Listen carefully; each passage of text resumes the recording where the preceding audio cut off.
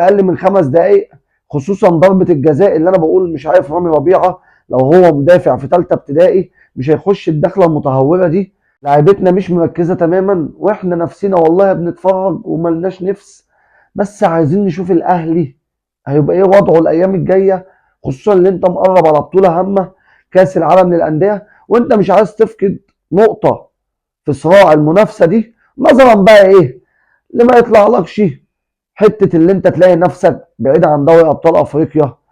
وارد زي ما قلنا اللي بيراميدز يتكعبل، وانا ما زلت بكررها ان بيراميدز بقاله 8 سنين بيشتري لعيبه وبيرمي فلوس في الارض وبيفرق فلوس وبيشتري اللاعب عليه لاعب هديه، وبيشتري بدسته اللعيبه، دسته وعليها دسته هديه اكنه واخدهم عرض، وفي الاخر بيمشي لعيبه وبيفرق لعيبه وبيودي لعيبه وبيجيب لعيبه، وفي الاخر كما هو حاله كان بيوصل نهائيات كتير بيخسروا قصاد الاهلي، كان بيوصل في الكونفدراليه نهائي وبيخسروا. فانا بقول لك بيراميدز سيبك من كم اللعيبه يقول لك في لعيبه تقيله والكلام الفارغ ده، انا ما بقتنعش بلعيبه زي لعيبه النادي الاهلي. قد تكون انا متحمس شويه ليهم، بس هو ده انتمائي وتشجيعي الاول للنادي الاهلي. وانا بقول لك الاهلي في كم لعيبه الله يسامحك يا كولر والله كانوا ياخدوا البطولات لما يتعبوا فيها. ممكن واحد يقول لي طب انت يا عم بيراميدز اللي انت بتقول عليه مش جامد ومش قوي ما كسبتوش ليه وانت لعبته ماتشين مطرود منه واحد؟ اقول لك لا، كل ماتش وليه ظروفه وليه السيناريو بتاعه.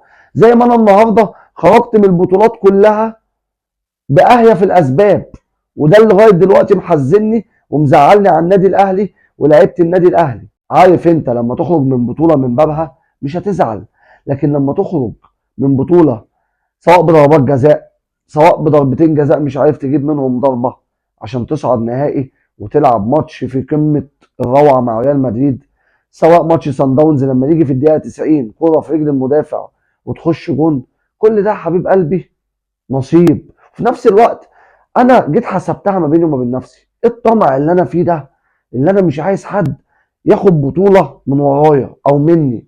بس لما جيت حسبتها قلت اقوى فرق في الدنيا لازم تقع. مانشستر سيتي النهارده عامل ازاي، ريال مدريد عامل ازاي، وكفايه ان انا كفخر ليا بشجع نادي كبير بقارنه بانديه زي دي. تكون الانديه دي اقوى منها بكتير في كل حاجه، بس انا بقول لك انا الانديه دي كنت بلعبها عادي حتى لو بخسر منها، كنت بقابلها في كاس العالم للانديه عادي جدا، ويكفي ان انا اقارن نفسي بانديه زي دي.